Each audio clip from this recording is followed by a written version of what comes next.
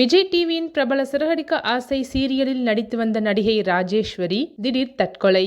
இன்ஸ்டாகிராமில் ரீல்ஸ் போட்டு தொடர்களில் பிரபலமாக இருந்த ஒருவர் இப்படி ஒரு விபரீத முடிவுக்கு தள்ளப்பட்டதுக்கு பின்னால் என்ன காரணம்? இன்றைய வீடியோ நம்மை ஒரு மிகவும் முக்கியமான ஆனால் பெரும்பாலும் பேசப்படாத விவகாரத்தின் பக்கம் அழைத்துச் செல்கிறது. மன ஆரோக்கியம் மற்றும் குடும்ப பிரச்சனைகள். வீடியோ முடிவில் ஒரு முக்கியமான செய்தி உங்களுக்காக இருக்கும், முழுவதும் பாருங்கள். திரையில் அம்மா, ஆனால் உண்மையில் சிறகடிக்க ஆசை தொடரில் மீனாவின் சகோதரி சீதாவின் கணவர் அருணின் அம்மாவாக நடித்து வந்தார். தொடரில் அருணுக்கு புத்திமதி சொல்லும் அன்பான அம்மா. பாக்கியலட்சுமி தொடரிலும் பாக்கியாவின் தோழியாக நடித்திருந்தார். இன்ஸ்டாகிராமில் மிகவும் ஆக்டிவாக இருந்தார். வேடிக்கையான மற்றும் ட்ரெண்டி ரீல்ஸ் வீடியோக்களை பதிவிட்டு ரசிகர்களை கவர்ந்தார். ஆனால் இந்த எல்லா பிரகாசத்துக்கும் பின்னால் ஒரு வேதனை மறைந்து கிடந்தது.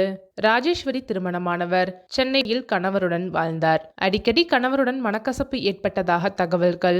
இந்த குடும்ப பிரச்சனைகளால் கடந்த சில நாட்களாகவே மன உளைச்சலில் இருந்ததாக கூறப்படுகிறது. கடந்த ஞாயிற்றுக்கிழமை கோபத்தில் சைதாப்பேட்டையில் உள்ள தன் அம்மா வீட்டுக்கு சென்றார். அங்குதான் மனவேதனை தாழாமல் பிபி மாத்திரைகளை அதிக அளவில் உட்கொண்டு தற்கொலை முயற்சி செய்தார். அனைவரின் முயற்சியும் பலனளிக்கவில்லை.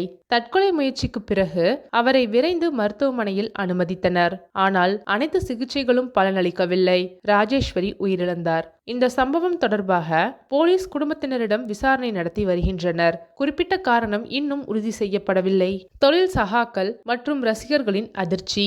சிறகடிக்க ஆசை தொடரின் நடிகர்கள் மற்றும் குழுவினர் மிகவும் அதிர்ச்சியும் சோகமும் அடைந்துள்ளனர். சமூக ஊடகத்தில் அவரது ரசிகர்கள் ஆதங்கம் தெரிவித்துள்ளனர். நம்ப முடியவில்லை, மிகவும் அன்பான நபர் என அனுதாப கருத்துக்கள் வெள்ளமாக வருகின்றன. திரையில் மற்றவர்களுக்கு ஆறுதல் சொல்லும் அம்மா கதாபாத்திரத்தில் நடித்தவர் ஏன் உண்மை வாழ்க்கையில் இந்த முடிவை தேர்ந்தெடுக்க வேண்டும்?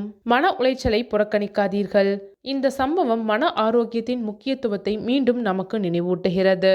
மன உளைச்சல், மன அழுத்தம், குடும்ப பிரச்சனைகள் என்று இருந்தால் அதை மனதில் வைத்து கொண்டு விடாதீர்கள். குடும்பத்தாரிடம், நண்பர்களிடம் அல்லது ஆரோக்கிய நிபுணர்களிடம் பேசுங்கள். உதவி கேட்பதில் தவறில்லை. ஒருவருக்கொருவர் கவனமாக இருப்போம், கேட்போம், உதவுவோம். ராஜேஸ்வரி அவர்களின் ஆத்மா சாந்தி அடைய வாழ்த்துக்கள்.